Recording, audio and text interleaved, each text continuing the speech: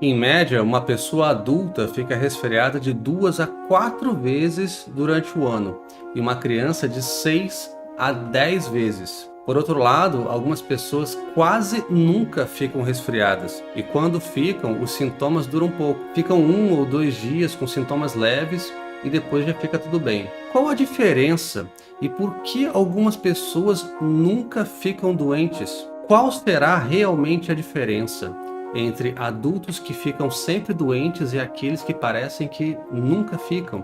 Crianças, a mesma coisa. Por que algumas sempre estão doentinhas e outras parece que nada afeta essas crianças? E por que um determinado tipo de ataque externo por bactérias ou por vírus pode trazer complicações seríssimas para algumas pessoas, enquanto outras experimentam apenas sintomas leves? Onde está a diferença? Uma das explicações mais importantes é que os médicos antigos já conheciam e hoje chamamos de sistema imunológico. O sistema imunológico fortalecido, ele luta facilmente contra uma determinada patologia. É aquela situação, por exemplo, de que você sente que vai gripar, né? Aqui no Nordeste a gente diz que a pessoa está querendo gripar. Na realidade, o organismo já teve contato com o agente patológico, né, o agente patogênico, mas o sistema imunológico está dando conta do recado e consegue fazer com que você não adoeça. É uma característica de um sistema imunológico forte. Ao contrário daquela pessoa que tem um sistema imunológico enfraquecido, aonde qualquer contato que ela tenha com um determinado agente patogênico, ela já adoece e fica vários dias com o problema até o corpo conseguir resolver essa questão. Um sistema imunológico fortalecido, ele precisa de nutrientes de qualidade. Ele não precisa de shots de imunidade ou de nutrientes especiais ou mirabolantes ou iniciativas de marketing que a gente vê muitas vezes na televisão. O sistema imunológico fortalecido, ele precisa do básico. Ele precisa de alimentação de qualidade, ele precisa de micronutrientes, ele precisa de sono de qualidade, de exercício físico, exposição solar, de controle do estresse. Isso é que faz o sistema ficar fortalecido a ponto de você realmente não adoecer. Variações na resposta imune entre pessoas já eram percebidas desde a época de Hipócrates. Naquela época já se notava que algumas pessoas tinham um sistema imunológico mais fortalecido, outras menos. Mas o sistema imunológico é muito complexo e só agora nos últimos 2 séculos tivemos um avanço muito significativo na compreensão desse sistema. E a gente ainda tem muito por descobrir sobre o nosso sistema de defesa. Ainda como o misterioso funcionamento do cérebro, com toda a sua complexidade, nosso sistema de defesa natural do corpo ainda não é totalmente compreendido. Mas se tem uma coisa que a gente pode afirmar precisamos de um organismo preparado com defesas fortes para nos proteger desses invasores externos. Pessoas com sistema imunológico fraco normalmente apresentam, por exemplo, resfriados constantes. É claro que ninguém está totalmente imune a resfriado, mas pessoas com sistema imunológico enfraquecido podem contrair gripes com mais frequência e com sintomas mais agressivos, com sequelas muito mais sérias para essas pessoas. E existem alguns outros problemas que nenhum ser humano está 100% imune, mas aquelas pessoas que têm um sistema imunológico mais enfraquecido, elas podem apresentar mais e com muito mais complicações. Por exemplo, infecções frequentes de pele, ouvido, garganta, sinusite, bronquite, meningite, pneumonia, cansaço constante, feridas que demoram muito para cicatrizar, distúrbios autoimunes, inflamação de órgãos internos, distúrbios e anormalidades no sangue, como anemia, por exemplo, problemas digestivos, diarreia, gases, aftas recorrentes.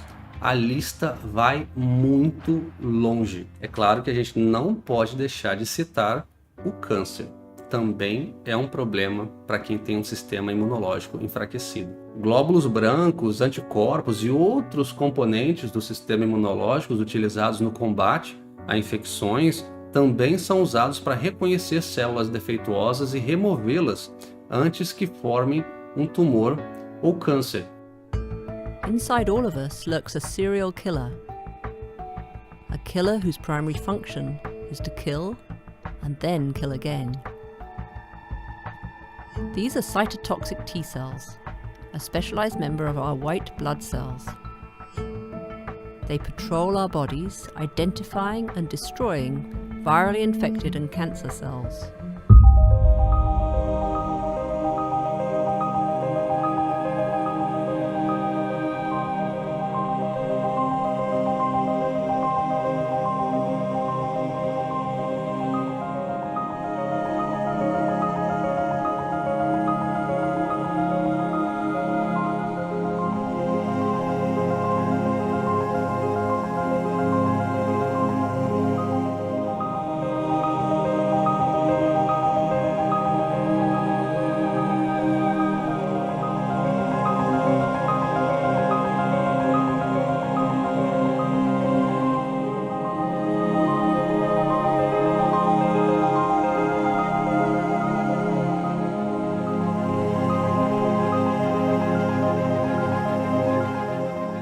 O câncer não é classificado como uma doença contagiosa, mas o sistema imunológico em bom funcionamento tenta nos proteger contra o câncer. Só para você ter uma ideia, nos Estados Unidos, atualmente, 1 em cada 4 mortes é causada por câncer. Até o começo do século passado, o câncer de mama era uma coisa praticamente desconhecida.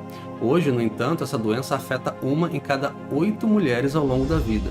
E pior, existe uma previsão de que esse número vai aumentar.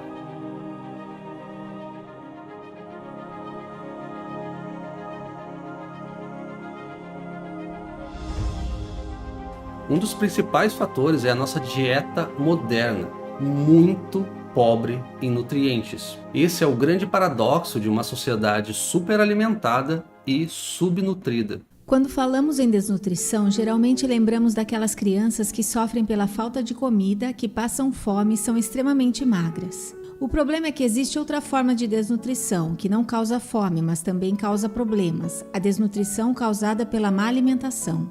Esse tipo de desnutrição geralmente acontece em um ambiente com muitas calorias, mas com poucos nutrientes. Crianças desnutridas sofrem mais com infecções. Isso acontece porque a falta de nutrientes enfraquece o sistema imunológico. Se pesquisarmos o significado da palavra desnutrição, vamos ver que não se trata apenas da falta do que comer. Desnutrição significa que o corpo não está recebendo nutrientes suficientes. Mas também significa má absorção ou perda de micronutrientes causada por alimentos inflamatórios, por exemplo, aqueles com gorduras hidrogenadas ou substâncias como corantes, conservantes artificiais e outros.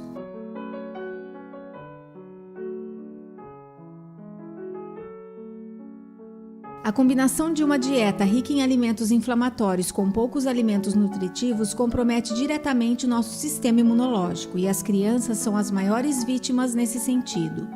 Esse estudo, por exemplo, mostra como a falta de nutrientes pode causar disfunção imunológica. O estudo fala ainda sobre o ciclo vicioso da disfunção imunológica como causa e consequência da desnutrição. Abre aspas.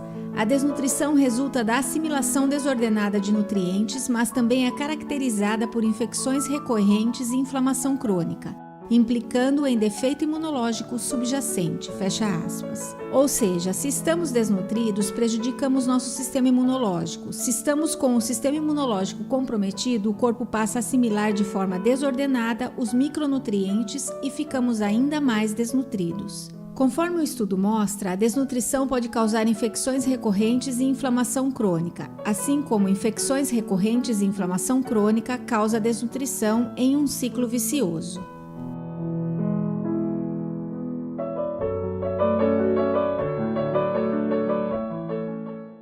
Uma alimentação inadequada tem grande relação com a maior parte de nossas doenças modernas, e não só as crônicas. Uma maior vulnerabilidade a doenças infecciosas, assim como o aumento das afecções autoimunes, também estão fortemente relacionadas com o modo com o qual temos nos alimentado. Os hábitos alimentares ocidentais pobres em nutrientes prejudicam diretamente a produção e atividade das nossas células imunes e anticorpos. Esse prejuízo torna o nosso sistema de defesa extremamente vulnerável e nos predispõe a doenças, ao invés de mantermos um estado estável de saúde. Comer mal cronicamente aumenta nosso risco a infecções, como resfriados, por exemplo, E nossos hábitos estão tão deturpados que quando nós adoecemos, o que nós fazemos? Comemos ainda mais porcaria para nos satisfazermos. Comidas ricas em açúcares, óleos vegetais e amidos minam o nosso sistema imune. E ao que parece, quanto mais doentes estamos, pior fica a nossa alimentação. E isso é muito claro com as crianças. Quando elas estão doentes e naturalmente seus apetites diminuem, nós a forçamos a comer usando comidas açucaradas. Isso se perpetua na idade adulta. O nosso sistema imunológico não é um sistema que depende apenas de uma ou outra fonte de vitamina. Não é uma cápsula de vitamina C ou de zinco que vai resolver o problema de uma infecção, de um contágio viral e que vai realmente nos proteger de algum problema, de uma infecção temporária. Existe um conjunto de fatores que trabalham juntos em harmonia, assim como uma orquestra sinfônica, onde cada músico tem sua grande importância na composição total da peça. No nosso corpo, cada nutriente tem o seu papel.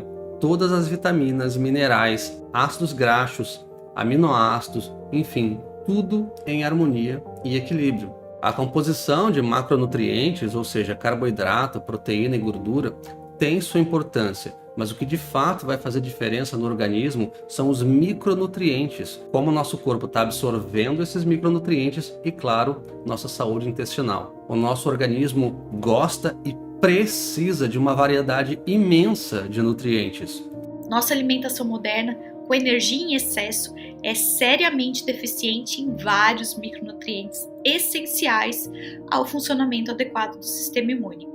Uma ingestão inadequada de vitaminas e cofatores como minerais são extremamente comuns, e por mais que a indústria farmacêutica tente nos convencer, pílulas e comprimidos não substituem uma nutrição adequada. Com base em uma variedade de dados sistemáticos e clínicos, as vitaminas A, B6, B12, C, D, E, folato e os minerais zinco, ferro, cobre e selênio são nutrientes identificados como importantes para o nosso sistema imunológico. No entanto, atuando diretamente ou indiretamente, todos são fundamentais. Um sistema imunológico depende de um corpo plenamente saudável. Mas o nosso corpo não precisa só de nutrientes, ele precisa de condições adequadas para assimilar e usá-los. Por exemplo, a vitamina C é de fato um importantíssimo nutriente que ajuda no bom funcionamento do sistema imunológico. Mas olha que interessante, na década de 70, o Dr. John Welly descobriu que a vitamina C e a glicose possuem uma composição química incrivelmente semelhante. Ambas dependem do mesmo receptor e sinalização para entrar na célula, e quem sinaliza o comando é a insulina. O problema é que a glicose compete com a vitamina C, tendo vantagem sobre ela. O Dr. John Welly percebeu que quando a glicose está elevada no sangue, a vitamina C acaba tendo mais dificuldade de entrar na célula. Todos nós somos formados daquilo que comemos. Nossa mãe já dizia, tem que comer para crescer. E ela sempre esteve certa. Mas é importante também entender que comer não necessariamente significa fornecer ao corpo os micronutrientes que o nosso corpo precisa para funcionar em equilíbrio. Matar a fome não significa nutrir o corpo. Uma criança, por exemplo, pode matar a fome com um bolo cheio de açúcar, que é rico em calorias, mas pobre em nutrientes. Enquanto uma outra criança pode matar a fome com uma fruta, por exemplo, cheia de vitaminas e minerais, ou mesmo com um ovo, que é um dos alimentos mais completos que existem. A quantidade calórica não diz nada sobre a composição de micronutrientes. Existe até um termo chamado de alimentos com calorias vazias, que são justamente aqueles alimentos que contêm uma alta carga calórica, mas é pobre em nutrientes. O nosso organismo não pede por calorias. O nosso organismo pede por nutrientes. Ele precisa ser nutrido em primeiro lugar. E o nosso sistema imunológico depende de micronutrientes em quantidades adequadas. E isso definitivamente não é uma questão de opção. É impossível ser saudável sem micronutrientes nas quantidades adequadas. Hoje, no entanto, a gente trata problemas relacionados à má alimentação com remédios que apenas mascaram alguns sintomas. Antigamente, antes da expansão da indústria farmacêutica, as pessoas costumavam associar problemas de saúde à alimentação inadequada e desnutrição. Hipócrates, o famoso médico grego que nasceu em 470 a.C., já sabia disso. e uma de suas frases mais famosas é: "Que seu remédio seja seu alimento e que seu alimento seja seu remédio." Hipócrates aconselhava pessoas com dificuldade de enxergar estrelas à noite a comer fígado bovino.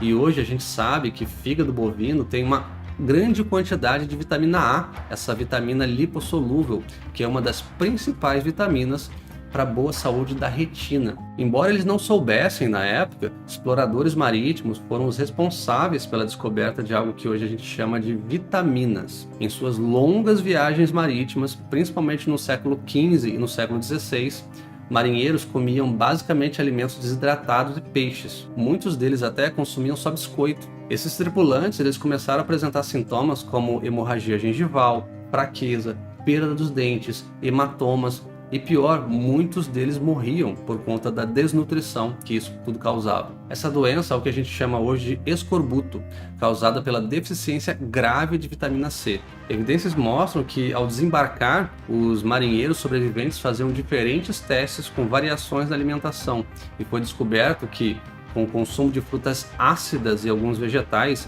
e vísceras também de animais, os sintomas desapareciam em 1 ou 2 semanas. A Marinha Britânica observou isso e adotou o uso de suco cítrico de limão em uma das refeições diárias dos marinheiros. E dessa forma, a famosa doença dos marinheiros foi finalmente curada. O médico escocês James Lind recebeu o crédito por descobrir que o escorbuto pode ser prevenido pelo consumo de frutas cítricas, embora não se soubesse na época que a deficiência de vitamina C era a causa raiz para o escorbuto. Hoje a vitamina C é conhecida por fortalecer o sistema imunológico, só que ela sozinha não faz milagre, principalmente se não houver deficiência de vitamina C. A vitamina C é só um entre vários micronutrientes que o sistema imunológico precisa para ter um bom funcionamento. E além disso, existem vários outros fatores muitíssimo importantes, como por exemplo, o intestino, que é um dos mais importantes, de toda essa orquestra da nossa defesa, a qualidade do sono, a luz solar, controle do estresse, composição corporal, genética e por aí vai. A gordura visceral, essa camada adiposa que se deposita ao redor dos órgãos, principalmente na região abdominal, é um sistema imunologicamente ativo com presença de grande quantidade de células de defesa. Sua função é proteger e defender os órgãos ali vitais envolvidos por ela. Porém, mais dela não é melhor. A intoxicação energética, levada por uma péssima alimentação, leva a uma expansão patológica desse sistema tão importante. E isso torna esse tecido disfuncional. O aumento rápido e não natural dessa gordura causa uma incapacidade de armazenamento adequado desse excesso de energia, culminando com alterações nos níveis de triglicéridos sanguíneos, resistência à insulina. Essa disfunção prejudica nosso sistema imune, desviando e impossibilitando que a gordura visceral exerça sua principal função, que é a defesa. Nosso corpo é composto em sua maior parte por água, mas nós temos também em nossa composição o componente proteico, representado principalmente pelos músculos, ossos e pele, e então o componente gorduroso e mineral. Para um funcionamento ótimo e para a saúde plena, essa composição precisa estar numa faixa ideal, sendo os extremos prejudiciais para a nossa fisiologia. Se o conteúdo gorduroso do nosso corpo fica em excesso, nossa imunidade sofre. Nosso organismo sofre em manter esse excesso e o tecido gorduroso expandido passa a liberar citocinas inflamatórias. Isso culmina no estado de inflamação crônica. Já está bem estabelecido pela ciência a relação entre obesidade e um estado de inflamação cronicamente mantido. E isso, por sua vez, está fortemente relacionado à incidência de doenças cardiovasculares como infartos, derrames, assim como diabetes e a pressão alta. Uma composição corporal inadequada, com um componente de gordura aumentado, leva seu sistema imune a um estado contínuo de resposta, ou seja, seu corpo está continuamente lutando contra esse excesso de energia. Uma das ferramentas utilizadas pelo sistema imunológico é o processo de inflamação. A gente consegue ver esse processo claramente quando a gente sofre um corte e aumenta-se o calor, o fluxo sanguíneo, o rubor naquela região, exatamente para que o sistema possa resolver o problema. Esse é um processo agudo, que começa e termina. No entanto, quando você aumenta a sua quantidade de tecido adiposo, especialmente quando as células do tecido adiposo chegam a um determinado tamanho, elas começam a lançar uma espécie de SOS, uma espécie de sinal de perigo, de que elas estão perigosamente grandes. Esses sinais de SOS são substâncias inflamatórias que acabam estimulando o sistema imunológico e a gente tem aí um processo de inflamação crônica. O processo de inflamação crônica, que acontece quando você tem muito tecido adiposo, quando você tem muito tecido adiposo visceral, ele é um processo que vai aumentar a incidência de doenças cardiovasculares, ele vai aumentar a incidência de aterosclerose, ele pode desencadear problemas relacionados com diabetes, com esteatose hepática. Esse processo inflamatório, ele diminui quando você consegue perder esse excesso de gordura e manter uma boa massa magra. O equilíbrio entre massa magra, massa muscular e o tecido gorduroso permite que você mantenha a inflamação sob controle e possa direcionar o processo inflamatório exclusivamente quando necessário. Oi pessoal, aqui é Adriano Antunes, eu sou médico, trabalho com longevidade, com emagrecimento, mas principalmente na construção muscular, na composição corpórea adequada do paciente. Quando eu falo de composição adequada, mais ou menos para vocês terem uma ideia, 3 kg de músculo para cada quilo de gordura é o que a gente se espera de um homem saudável e 2 kg de músculo para cada quilo de gordura é o que se deseja para uma mulher saudável. Entende-se que a massa muscular ela não só tem a função de movimentos, de equilíbrio, de postura, ela tem algumas funções importantes e que estão ligadas diretamente à nossa imunidade. Ela regula a temperatura, ela controla a glicemia sanguínea, ela é o nosso maior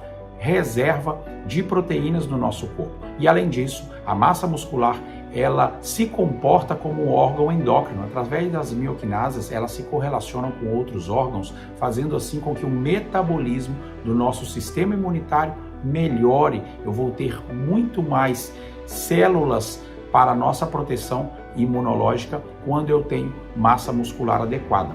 Para se ter uma ideia, mais de 60% das pessoas que entram para o tratamento numa UTI tem baixa de massa muscular. E quando você entra numa UTI por algum acidente de percurso e tem uma boa massa muscular, a sua permanência hospitalar e recuperação é muito mais rápida. E a massa muscular está também diretamente ligada a uma boa noite de sono. E quando eu durmo bem, eu aumento também as minhas células do nosso sistema imunológico. Quando eu estou durante o dia acordado, as nossas células estão preocupadas com os afazeres do dia, com as obrigações do dia, por exemplo, com a digestão. E quando é à noite, numa boa noite de sono, essas células estão se recuperando, se regenerando e o nosso sistema imunológico consegue se reestabelecer. Então, um bom dia de trabalho com massa muscular vai me fornecer uma boa noite de sono. E uma boa noite de sono, de forma recíproca, vai me fornecer um bom dia de trabalho. Então, o sistema imunológico está diretamente relacionado a uma boa noite de sono, assim como o sistema imunológico está diretamente ligado a uma boa composição corpórea, a uma boa quantidade de massa muscular. E eu tenho centenas de exemplos aqui no nosso consultório, onde pacientes que iam se operar de alguma patologia ortopédica e onde nós trabalhamos num pré-operatório de 30, 40 dias, melhorando a composição corpórea para que esse paciente tivesse uma recuperação mais rápida. Da mesma forma que pacientes que tinham uma obesidade sarcopênica, que é muito comum em uma determinada idade, onde você vai perder massa muscular, ele estaria relacionado a várias doenças e uma demora na recuperação. É importante tratar a obesidade, mas principalmente é importante tratar a sarcopenia, que é quase que uma certeza de todos nós. Quando eu me preparo para isso, aumentando a minha massa muscular, a chance de eu ter uma adultez maior, uma velhice saudável, é mais garantida. O sono é um dos fenômenos mais conservados evolutivamente. Quando nós analisamos organismos vivos considerados mais primitivos, até mesmo os vermes, eles dormem. Então, se algo é tão presente dentro da escala evolutiva a ponto de ser conservado até mesmo em organismos pluricelulares bem maiores, a gente imagina que seja algo muito importante. E de fato é. A privação de sono, ela não só causa problemas relacionados com excesso de peso, resistência à insulina, aumento da necessidade por alimentos mais doces e mais inflamatórios. A privação de sono tem um efeito direto sobre o sistema imunológico, porque a privação de sono ela gera um estresse em cima do organismo, um estresse crônico que faz com que o sistema imunológico perca a sua capacidade de lutar contra agentes patogênicos. E como o álcool interfere na nossa imunidade? Bom, vários estudos já relacionam o consumo de álcool com prejuízo para o nosso sistema imunológico. Não há uma conclusão, não há um consenso de qual seria a dose segura de álcool para a nossa saúde. Claro, a gente tem que levar em consideração como está metabolicamente esse paciente, qual é a frequência, né, do consumo do álcool e qual é a quantidade. Mas independente disso, a gente sabe que álcool é uma substância tóxica, deveria ser evitado e que ele enfraquece o nosso sistema imunológico. Por exemplo, ele altera a função de fagocitose das nossas células de defesa. Ele altera a função de monócito, de macrófago, das células NK, que são as natural killers, que é a nossa primeira linha de defesa da nossa imunidade inata. Ele altera, desregula as nossas citocinas, que são proteínas que também estão envolvidas no processo imune. Aumenta interleucinas inflamatórias. Ele inflama o nosso intestino, tá? Ele é muito absorvido muito rápido e ele causa prejuízo para a microbiota intestinal. Fora isso, ele também traz prejuízo para o nosso sistema respiratório, porque ele destrói, né, estruturas responsáveis por eliminar patógenos pela nossa via aérea. E se essa bebida alcoólica for rica em carboidrato, né, os fermentados, as bebidas adocicadas, aí o prejuízo metabólico é muito maior pelo alto teor de carboidrato. O estresse é outro fator que pode influenciar o sistema imunológico. O que é estresse? O estresse ele é a resposta do organismo a determinadas agressões ambientais. Por exemplo, você na savana africana encontra de repente um leão. Isso é um estresse agudo. O leão é um predador em potencial e você vai tentar se proteger. O seu coração ele aumenta a frequência, a disponibilidade de glicose, de açúcar para os teus músculos aumenta e isso tudo está relacionado à liberação de dois hormônios, adrenalina e cortisol. Agora, quando você tem esse estresse em uma cidade grande, por exemplo, atravessando a rua e você não viu que o sinal estava aberto e um carro buzinou. Bom, isso é um fator de estresse agudo, seu coração dispara naquele momento. No entanto, na vida que nós temos hoje, nós temos aí boletos para pagar, nós temos um chefe chato, um emprego que você não gosta, o trânsito que você não suporta, morar longe do trabalho. Todos esses fatores acabam gerando o que nós chamamos de estresse crônico, um estresse que aumenta e não diminui. Isso influencia diretamente diversos fatores, dentre eles a secreção, como eu falei, de adrenalina e de cortisol. Especialmente o cortisol aumentado, ele causa problemas no sistema imunológico que tem dificuldades em gerenciar o sistema imunológico. O cortisol é um hormônio fundamental para que o sistema imunológico funcione, porque é ele que permite que o sistema imunológico lute contra uma determinada infecção. No entanto, um cortisol elevado cronicamente vai fazer com que o sistema imunológico entre num processo de fadiga, ou seja, o sistema imunológico não vai conseguir responder à altura a um agente patogênico que porventura possa invadir o corpo. A vitamina D, ou o hormônio D, tem inúmeras funções no nosso corpo. A gente sempre relaciona a vitamina D com saúde óssea, mas a gente não pode esquecer da importância dela na nossa imunidade, na nossa integridade intestinal, na nossa saúde cardiovascular, na nossa musculatura, no sistema nervoso central. E estudos também mostram o benefício da vitamina D no tratamento do diabetes do tipo 2, pois ela tem um efeito na secreção de insulina pelo pâncreas. A vitamina D tem o seu papel muito bem descrito no que diz respeito à fixação do cálcio nos ossos, mas atualmente ela também tem diversas outras funções, são conhecidas diversas outras funções, dentre elas uma função imunomoduladora. Diversos tipos de citocinas inflamatórias e substâncias produzidas pelo sistema imunológico são controladas pela presença de vitamina D.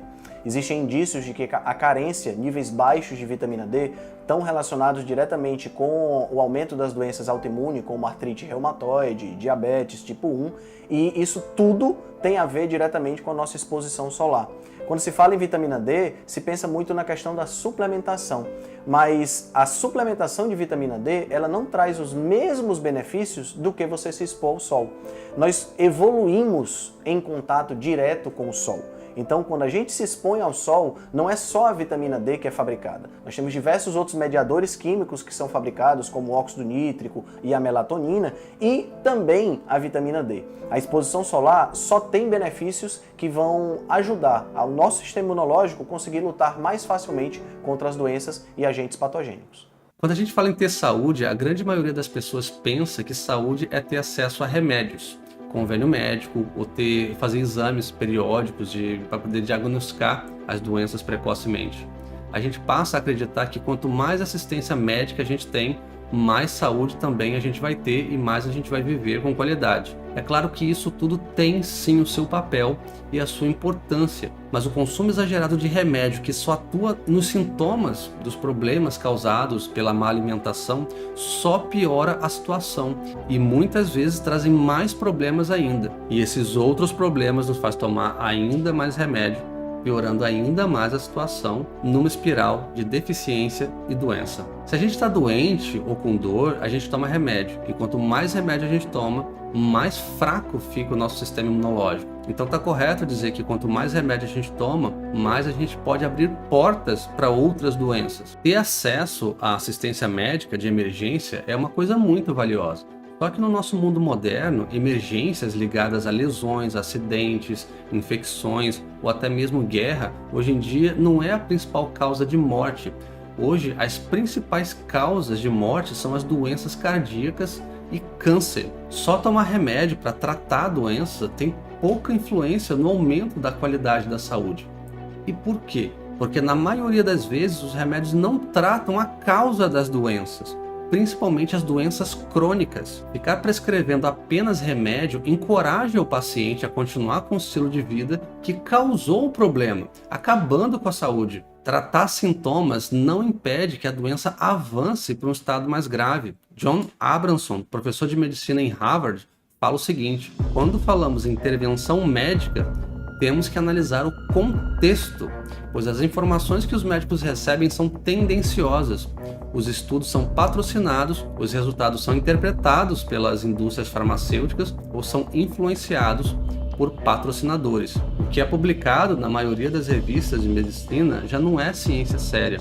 Essas revistas se tornaram espaço para anúncios de remédios. A informação trazida e passada aos pacientes é ajustada de acordo com o lucro que se pode ter com a venda desses medicamentos. Do ponto de vista lógico, um verdadeiro sistema de saúde teria que estar promovendo hábitos saudáveis como uma principal estratégia de saúde da população, como, por exemplo, trocar aqueles alimentos com calorias vazias por alimentos densos nutricionalmente falando, parar de comer gordura hidrogenada, parar de fumar, fazer exercícios, tomar sol, dormir bem e tomar remédio apenas em ultíssimo caso. Os medicamentos são importantes e causaram uma verdadeira revolução no tratamento de diversas doenças. A gente pode citar os antibióticos, por exemplo. Até o século XX, infecções que hoje a gente considera muito fácil de tratar, como pneumonia e diarreia, causadas por bactérias, eram a causa de morte de muita gente no mundo. Mas além das infecções que não podiam ser controladas no passado, existiam também outros problemas como guerras, falta de higiene, a fome por conta de uma população que crescia mais rápido do que a agricultura. A vida era muito estressante e também, geralmente, muito curta. Se a gente fizer um paralelo com as principais epidemias que assolaram o mundo na nossa história, a gente pode perceber que existia uma conexão muito forte entre a propagação de doenças e pragas com o momento frágil da população, como alta escassez de alimentos de qualidade, falta de acesso à água limpa e outros fatores causados por guerra, disputas políticas e crises econômicas. Por exemplo, a gripe espanhola matou mais de 500 milhões de pessoas no mundo inteiro e foi registrada pela primeira vez no Kansas, nos Estados Unidos, em 1918, num mundo que ainda lutava na Primeira Guerra Mundial, que começou lá em 1914.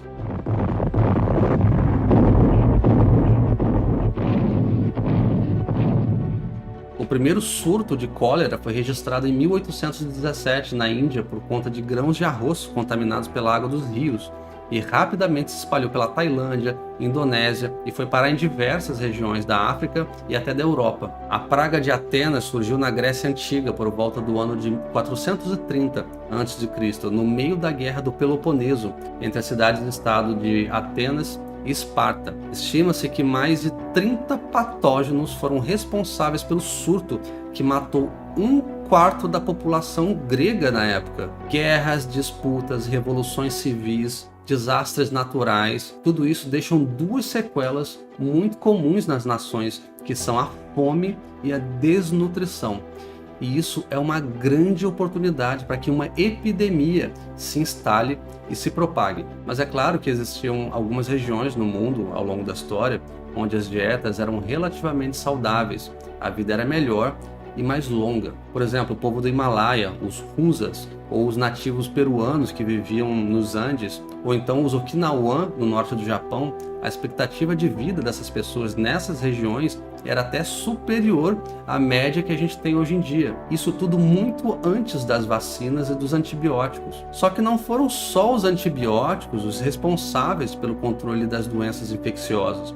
Outros fatores de bastante importância tiveram influência em todo esse processo. O acesso à água limpa, a invenção do vaso sanitário, os sistemas de esgoto. Felizmente, na maior parte das regiões do mundo, a gente melhorou em certos aspectos e a gente reduziu mortes por doenças infecciosas, mas isso ainda é um problema em muitas outras áreas. Só que essa redução ela foi mais do que compensada pelo aumento das doenças crônicas relacionadas à má alimentação, muita oferta calórica e baixa oferta nutricional. À medida que os alimentos processados à base de farinhas refinadas, gorduras hidrogenadas, xarope de milho com alto teor de frutose, conservantes e corantes artificiais, as doenças do coração e câncer aumentaram e preencheram o espaço que antes era ocupado pelas doenças infecciosas. Dá uma olhada nesse gráfico, o crescimento das doenças crônicas. Exatamente na contramão desse crescimento, conforme a gente pode ver nesse gráfico, a gente tem a redução das doenças infecciosas. A gente tem hoje em dia recursos e conhecimento, sendo o conhecimento o fator primário para a prevenção de doenças. Sabemos hoje como evitar que problemas relacionados à má alimentação aconteçam no futuro e como manter o sistema imunológico saudável. Quando a gente fala de sistema imunológico, normalmente isso é uma forma de definir um conjunto de células, tecidos e órgãos que atuam de forma direta em todos os mecanismos de defesa do organismo contra invasores, tais como glóbulos brancos, macrófagos, linfócitos T, anticorpos e assim por diante, nos protegendo de doenças e de infecções. Mas a verdade é que o nosso corpo não tem um sistema independente que é responsável pela nossa imunidade. Todos os órgãos participam direta ou indiretamente do nosso sistema de defesa. Por exemplo, a pele promove uma barreira para não deixar que agentes externos entrem no nosso organismo, formando a primeira linha de proteção de toxinas que vêm pelo ar ou pela água. Os nossos rins promovem a filtragem do nosso sangue, o fígado é responsável por diversos processos metabólicos super complexos que também participam direta ou indiretamente no nosso sistema de defesa ou na prevenção de doenças. Isso quer dizer que ter um sistema imunológico saudável significa ter um organismo saudável como um todo e não apenas em algumas partes do nosso organismo. Por isso que é muito importante salientar uma coisa. Quando a gente se refere a sistema imunológico, isso é uma forma de simplificar o entendimento, mas não significa que a gente exclui as outras partes do corpo. Imunidade forte é ter um corpo saudável de forma completa.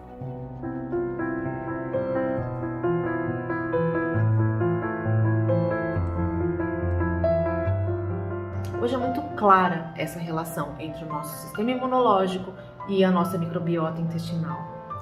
O nosso intestino há muito tempo deixou de ser apenas um órgão de absorção e de digestão.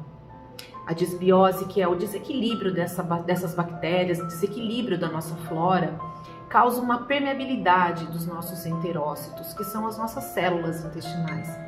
E aí o prejuízo pode ser que não fique só no intestino, a gente pode ter prejuízo na nossa saúde como um todo. Por exemplo, isso pode ser um gatilho para doenças autoimunes, para inflamação sistêmica, para má absorção de nutrientes, para intolerâncias alimentares. Então, como a gente faz para ter uma microbiota saudável, para ter, consequentemente, uma boa imunidade? Se alimentando com comida limpa, com comida de verdade. O que inflama o intestino? Comida processada, alimentos industrializados, óleos vegetais, cigarro, álcool, glúten. Então, se a gente quer ter saúde, a gente tem que pensar na nossa microbiota, a gente tem que cuidar do nosso intestino.